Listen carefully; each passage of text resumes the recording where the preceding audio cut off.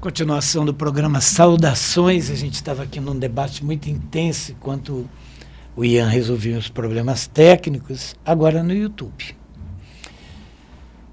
Para você, telespectador, internauta, nós estamos aqui discutindo, falando hoje só de Centro Universitário Santa Terezinha, fundado por Expedito Melo, professor Expedito Melo, uma pessoa muito querida, dirigida por toda, construída essa instituição por toda a sua família, tijolo a tijolo, muitos amigos, muitos colegas, muitos admiradores e, sobretudo, muito pouca gente sabe o que eu vou dizer agora para vocês e para o internauta.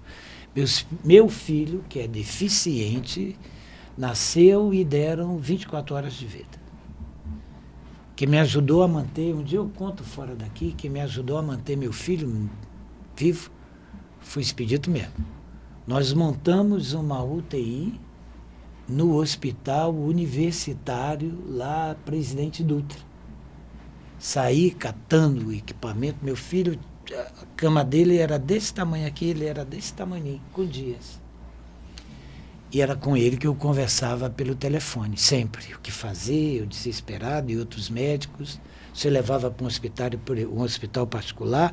Expedito Melo me disse assim pelo telefone: o Hospital Presidente Dutra tem os melhores advogados os melhores médicos que trabalham no São Domingos. Tem os melhores médicos que trabalham na UDI.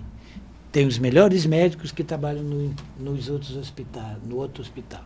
Ou seja, o Presidente Dutra tem os melhores médicos do Maranhão. E você tem todos eles reunidos aqui. Quem deu 24 horas para o meu filho não percebeu que todos esses médicos disseram assim: vai dar para salvar. E ele completou 21 anos agora recentemente, em casa, ainda vive por aparelhos, é uma situação. Mas quem me dava esses conselhos, por conta da ausência do meu pai na minha vida, era esse tipo de amigo, essas pessoas que comigo conversavam, comigo tratavam. E eu quero dizer que a memória dele e todas as conversas que a gente teve na vida inteira na faculdade, assim como eu tive com meu pai, que não estava mais vivo também, e todas essas pessoas com quem eu conversei, com quem eu aprendi, foi que me mantiveram firme ali, eu e a doutora Will, a mãe do meu filho, e conseguimos salvar. Por conta desses conselhos, dessas palavras que a gente vai colocando dentro. Moreira, quando o professor Expedito ele partiu, né, eu ainda faço parte porque sou a coordenadora, mas fazia parte efetivamente do quadro de supervisores. E depois de meu filho bom, levava lá na PAI, com aquele rapaz que é da fisioterapia, que ele agora está carequinho, eu me esqueci. E ele, Abdiel.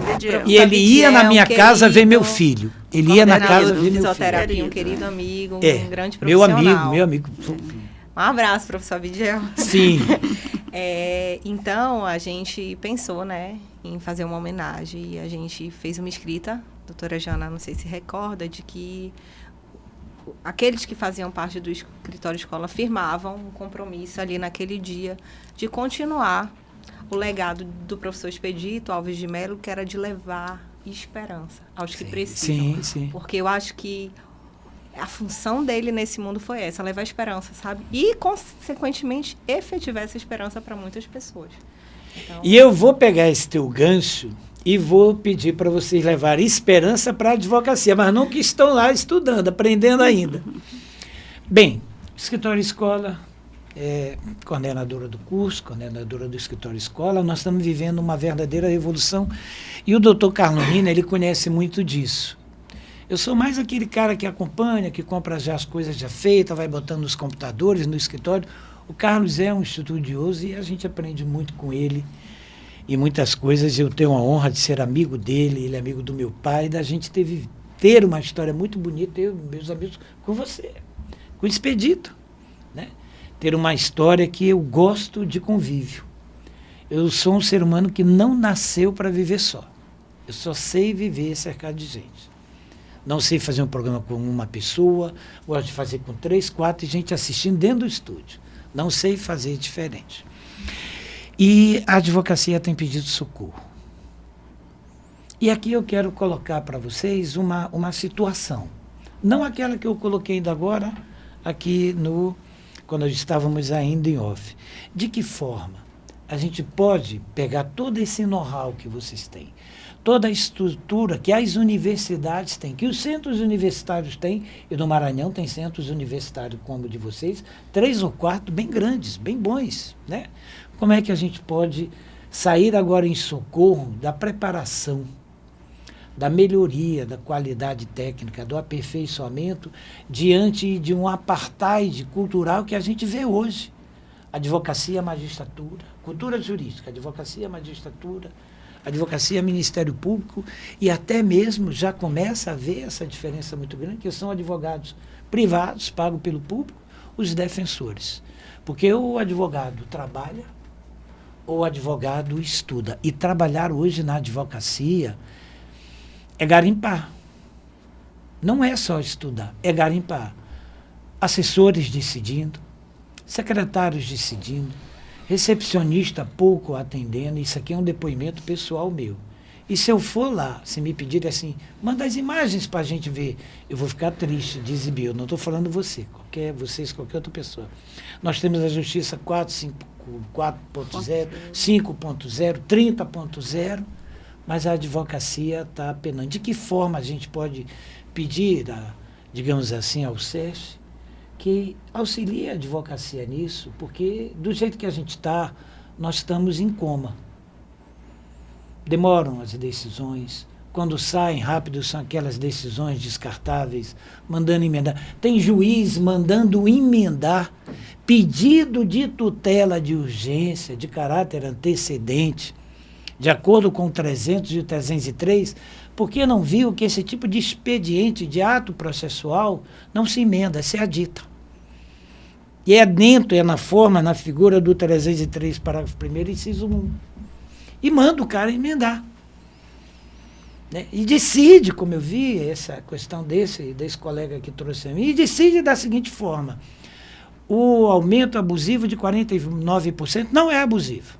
E a corte dele já decidiu que até acima de 30%, acima de 15%, porque é 7%, é. E como se explica isso para o cliente? É essa questão que eu tento colocar para vocês. A gente trazer o debate de como está se formando pela SMAN ou por outras escolas o juiz se aperfeiçoando e como está ficando. Ou nós não estamos entendendo o que o juiz quer, o que o juiz decide, ou é uma outra coisa, como eu acabei de falar. De que forma a gente pode aproximar o advogado da magistratura do ponto de vista do conhecimento prático, da aplicação do direito, sobretudo da lei processual civil ou penal? Será que começa ou começa a concluir? Vamos lá. Bem, eu não vou entrar num lugar. Eu vou trazer para o meu lugar, que é da educação. Sim, né? Educação. Estou falando a educação isso. É o meu lugar. Então, assim, a gente tem hoje várias diretrizes curriculares que pensam nisso. Pelo menos formalmente, teoricamente, isso já está posto. A gente tem as últimas diretrizes de 2018 e 2021 pensando nisso e sinalizando isso para as instituições de ensino. Então, o que eu falei lá no início, eu retomo agora. A gente tem duas bases de formação muito importantes. Primeiro é a técnica. A gente precisa, de fato, ter uma instituição educacional preocupada com a formação técnica de qualidade desse aluno. Isso não é fácil na realidade que a gente vive hoje.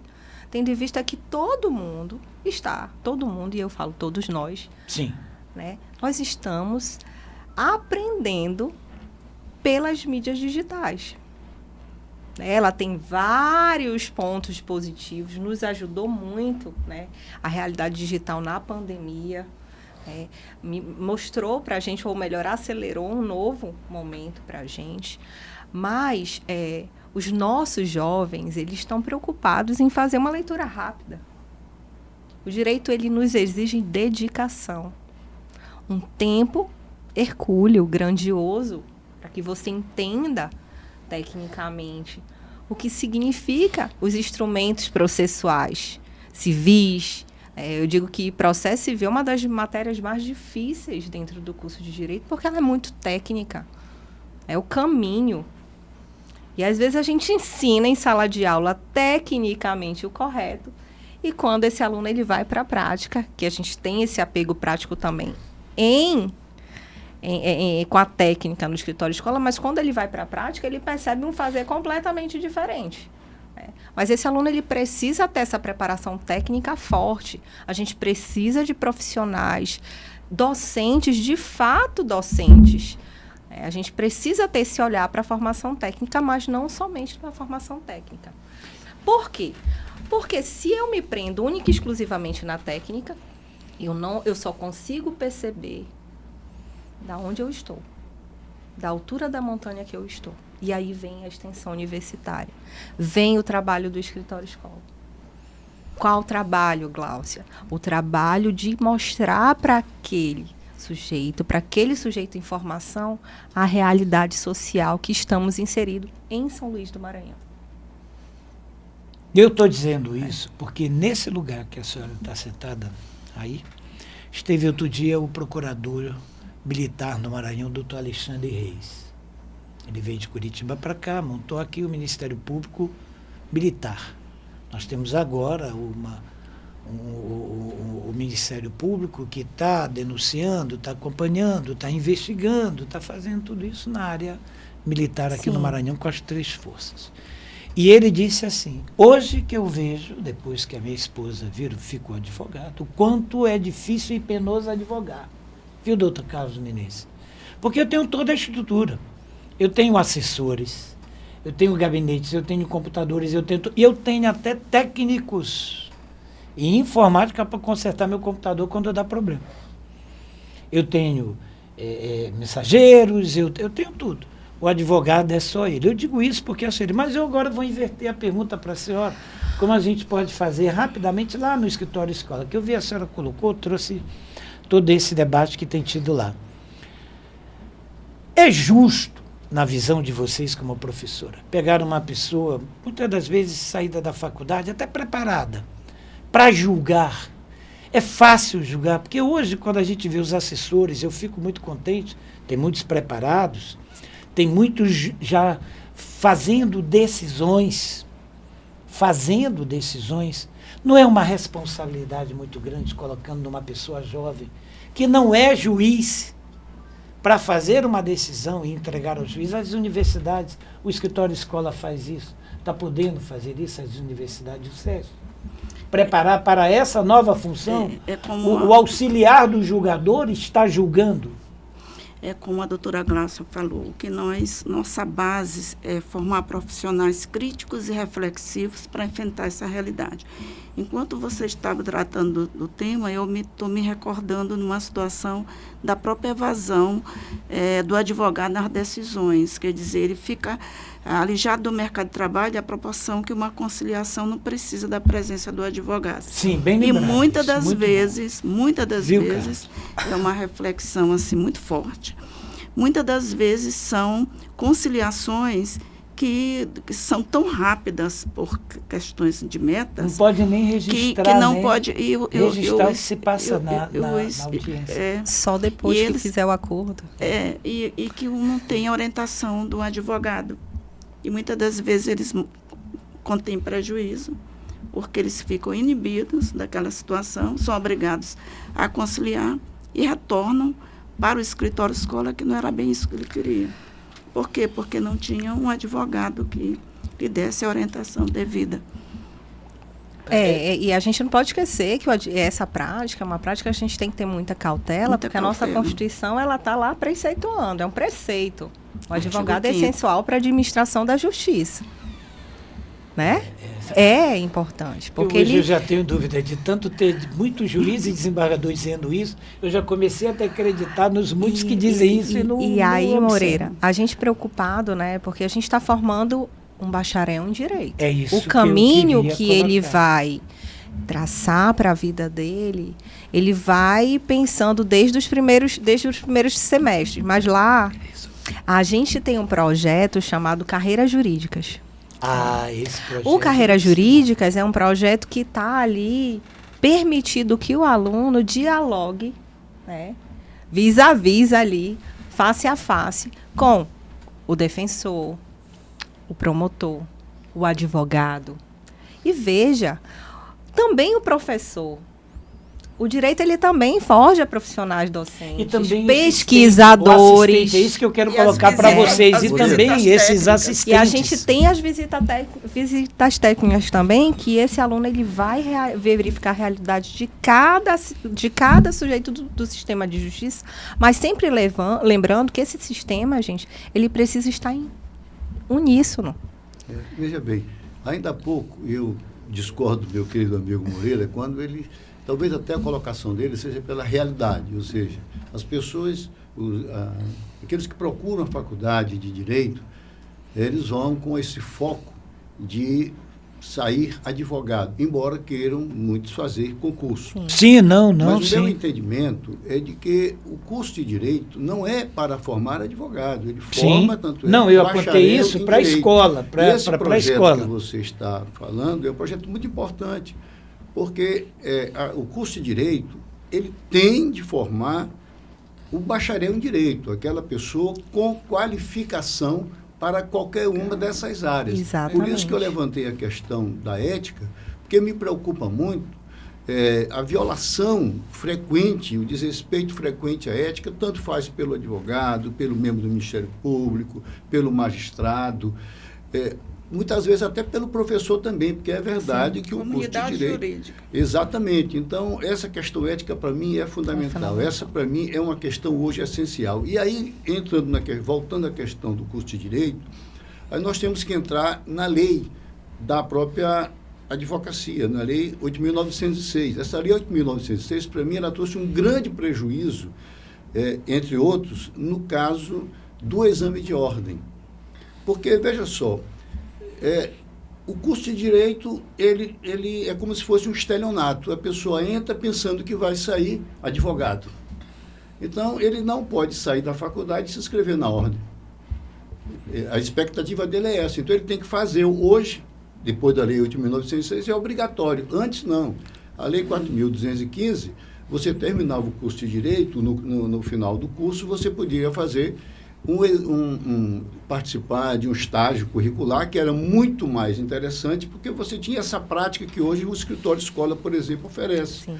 Então, se você passava no exame, no período, no estágio curricular, você estava habilitado para se inscrever na ordem. Ou então, você se submetia a um exame de ordem. Havia uma certa justiça com relação a isso. Hoje, não. Quer dizer, primeiro, não sei se correspondeu à proliferação de cursos, o certo é que, no meu entendimento, há um estelionato, porque você oferece um curso que não dá habilitação, que a pessoa entra com aquela expectativa. Então, e o que nós vemos? Que o exame de ordem foi, no meu entendimento, um absurdo que foi inserido pela Lei 8.906. Veja só que o curso de medicina, o estudante sai do curso de medicina, que é uma atividade e um risco muito grande de saúde, e ele sai e vai e se inscreve no conselho e está ali tratando da vida das pessoas. Então, o bacharel sai formado e tem que se submeter a um exame que é muitas vezes feito com pegadinhas. Já houveram movimentos nesse sentido. Então, eu vejo essa colocação e fico feliz em ver que há um projeto dessa natureza, para deixar claro para o estudante que ele sai para qualquer uma dessas atividades. E, insisto, e a questão ética tem que ser, acima de tudo, o exemplo do profissional, acima de tudo, do professor. O professor, ele não deve, jamais, não deveria, e nós sabemos que o homem tem suas virtudes, mas tem seus defeitos, não deveria jamais fazer um discurso em sala de aula diferente daquele que é a sua prática. Principalmente na questão acentuando o que o senhor está falando também, tive informações de profissionais que recebem seu diploma e continua como estagiário em instituições. Sim, porque não tem OAB. Não tem OAB. Na verdade, até tem a OAB, mas é contratado como se não fosse advogado. Talvez então, a gente precisa fortalecer aí, né, roda de a advocacia. A advocacia, ela precisa se fortalecer.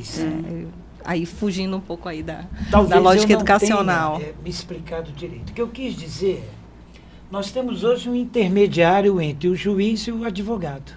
Eu agora, simplificando, quem é essa pessoa? O assessor que elabora a peça. Pelo menos em fase preliminar. no começo. Então, nós temos visto, numa unidade, decisões diferentes para casos 100% semelhantes. Só muda o nome das partes. Às vezes, até o plano é o mesmo. Estou dando essa coisa do plano de saúde porque foi o que me trouxe. Sim. Hoje, a pessoa que me procurou, que ele quer fazer um programa, mostrar como estão, e acho que a gente vai fazer. Teve até um programa no sábado passado, aqui no escritório, na TV, no Saudações, com o doutor Antônio Carlos Coelho Júnior, né? Que é professor de Direito, ele é especialista, se eu não me engano, doutor, não sei te dizer, em Direito Ambiental, e ele fez com o professor Saraiva Júnior, e eles abordaram essas questões de plano de saúde. Mas não foi ele que me trouxe isso. Porque nós temos agora o intermediário, e essa carreira do intermediário não existe, que é do assessor que faz peças. Então é isso que eu estou colocando aqui, para que a universidade faça esse debate. Por isso que eu apontei para você, professora Joana. Lá não se forma se prepara de pessoas para atuar na advocacia, lá no escritório escola. Exato. Tanto é que o escritório da advocacia, no AB era, se eu não me engano o nome, né? No passado, que era com Jerônimo Pinheiro, que era o diretor. Jerônimo Trindade. Ele era o diretor do escritório escola da Ordem dos Advogados do Brasil. Moreira, eu entendi aí o recado. Realmente, então, me desculpe, eu estava Não. É que há um realmente, profissional eu que muitas das vezes é concursado, que é o técnico judiciário, e muitas das vezes é o assessor, que é o cargo e comissão. Mas olha, Moreira, eu quero te dizer, realmente essa observação que você faz é muito pertinente até para esclarecer quem está nos assistindo. Na verdade, a finalidade do escritório escola, ele tem duas finalidades, ela deixou bem claro. A prática jurídica, para o primeiro, advogado, não para o juiz. Habilitar, digamos, contribuir na habilitação daquele que pretende ser advogado, ou pelo menos ter esse entendimento, e atender a comunidade. Eu, quando presidi a Ordem dos Advogados, a universidade ia fechar o escritório escola, então eu conversei com o professor Cabral, que era o reitor. Então, ele disponibilizou toda a estrutura que ele tinha do escritório escola e a Ordem assumiu, porque nós achávamos importante isso. E aí criamos um escritório escola, e esse escritório escola fazia exatamente esse atendimento, o atendimento da comunidade. Então, eu peço desculpas ao meu amigo Moreira, a observação que eu ficou saí clara. Da linha. Vamos voltar ao SESC. Eu não queria perder a oportunidade de ter dessas duas brilhantes professoras aqui, de uma universidade tão importante, de faculdades tão importantes, e vamos voltar a falar de SESC. Então, eu queria perguntar, quantos são os cursos? 10? Quantos profissionais, assim, em torno dessas duas grandes instituições? Nossa! Porque a história, eu fui verificar no Google, é uma história muito bonita, as fotos, é muito bem estruturado o escritório.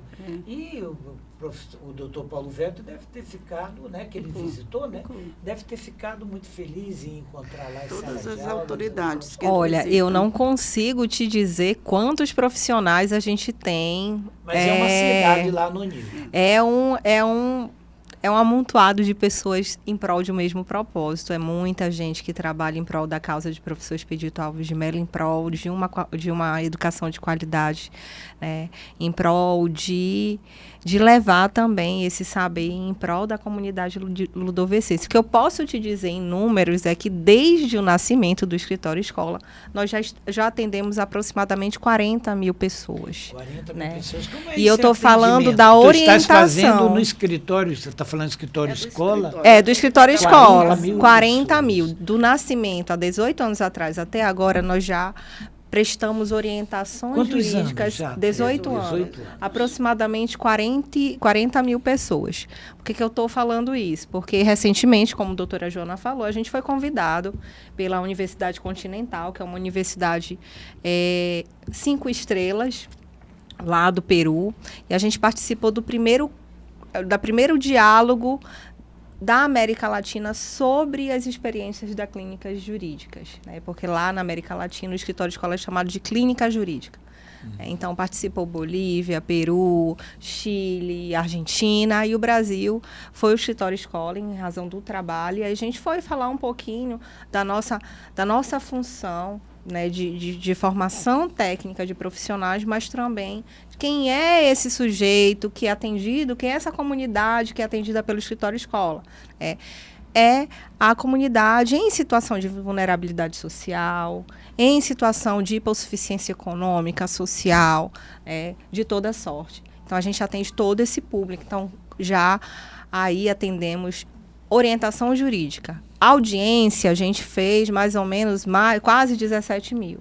E ações, a gente já protocolou mais de 17 mil ações, né, com muitas. Então, assim, é um número, assim, enorme de pessoas que a gente já atingiu e a gente realizou um trabalho de acesso à justiça.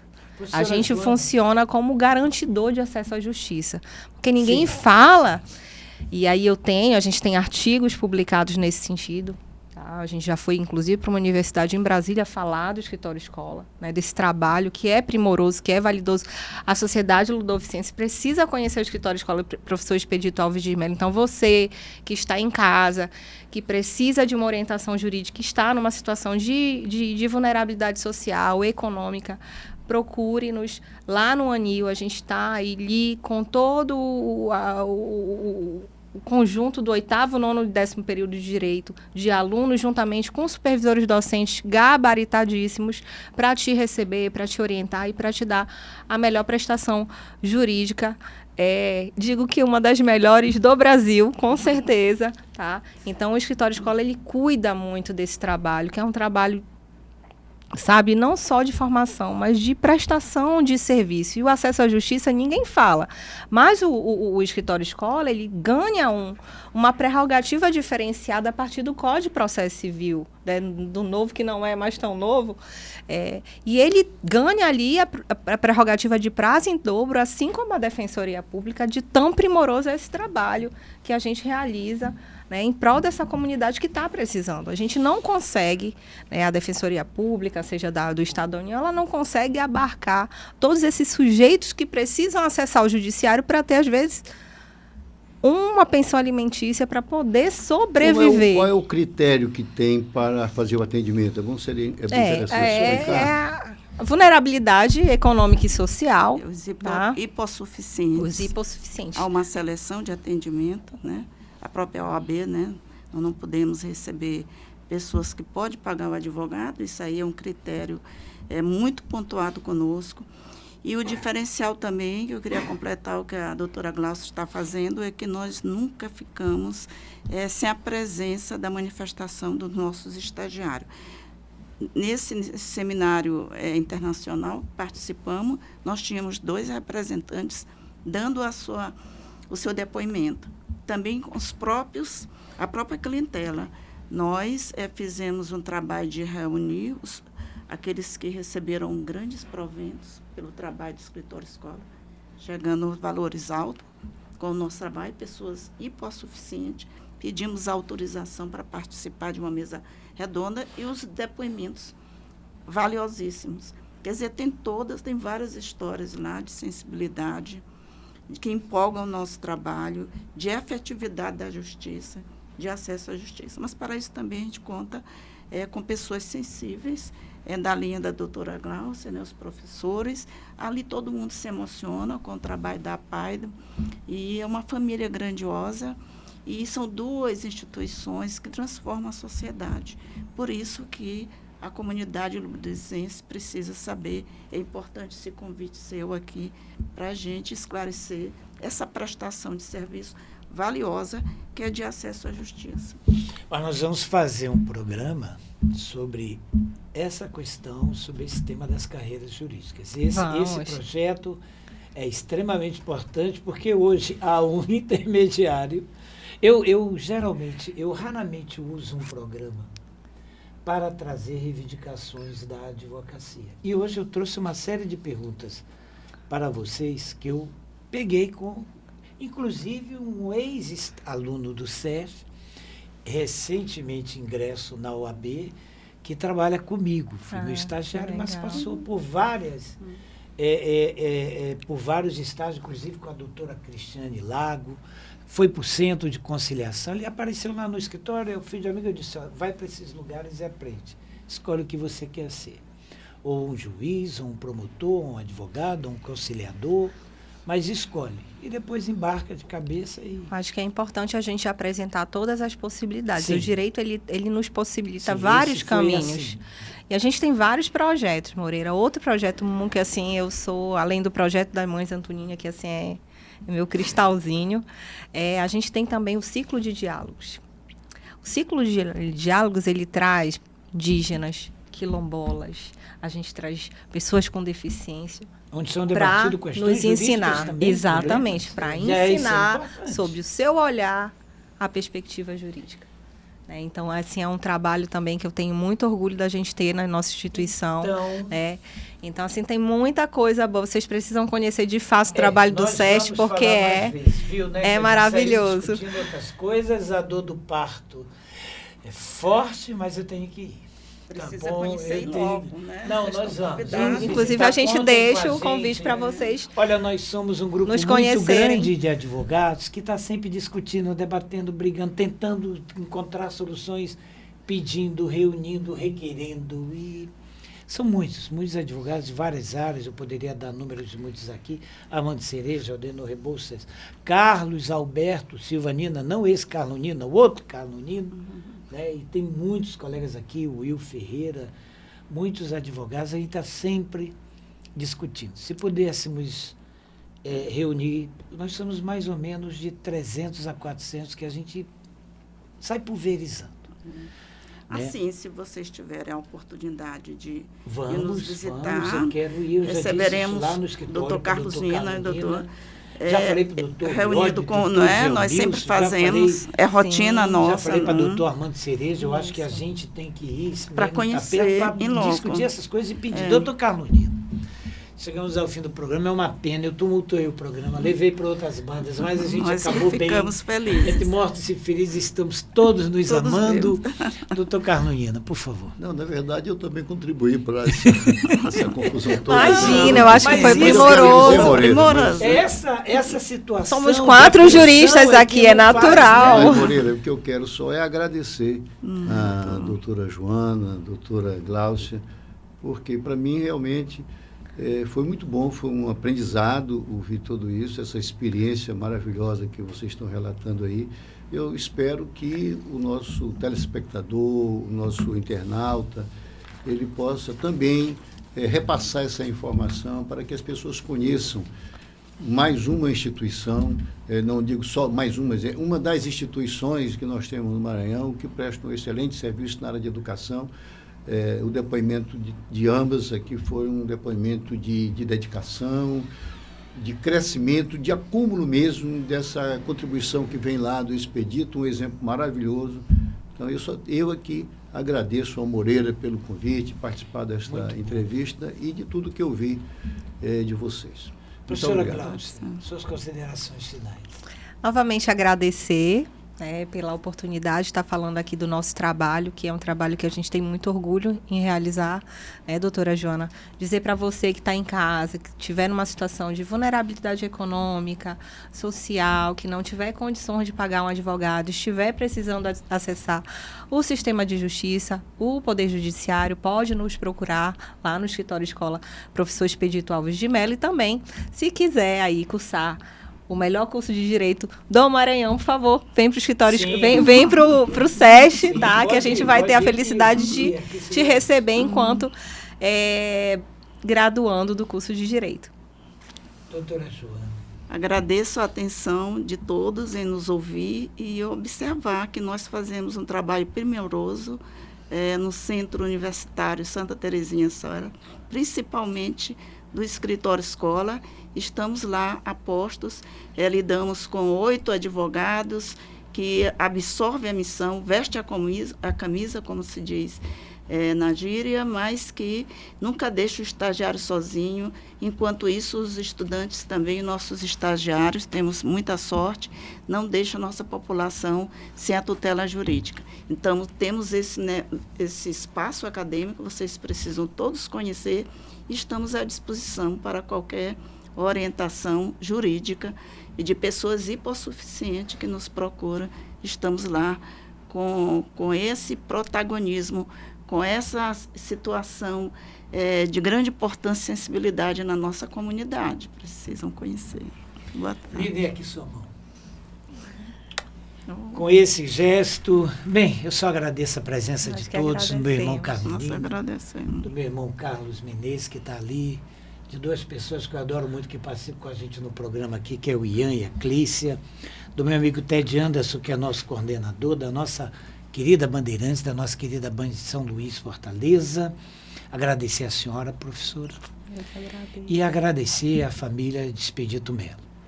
Encerro o programa pedindo para vocês não deixarem de acompanhar e mandarem suas mensagens no programa Saudações. Grandes homens passaram por aqui, por essa terra, nesses 524 anos que tem de Brasil. E com certeza aqui em São Luís, no Grande Maranhão, um deles foi Expedito Batista, ou Expedito Melo. Uma pessoa fenomenal, meu professor, meu amigo e amigo do meu pai, isso que muito me honra. Que Deus esteja e já está com ele há muito tempo e que continue e guarde ao seu lado. Carlos, um abração a todos, até a próxima. Essa semana que passou foi aniversário do meu filho Luiz Guilherme, 21 anos. Esse programa é para você também que viveu esses 21 anos e ainda vive do SESC, porque foi lá receber tratamento lá na fisioterapia. Com o professor Enquanto ele Abdiel. ainda ia no colo com o professor Abdiel e ia na cadeira de roda. Depois ficou restrito ao leito, para você também. Grande beijo, um grande abraço, até a próxima oportunidade.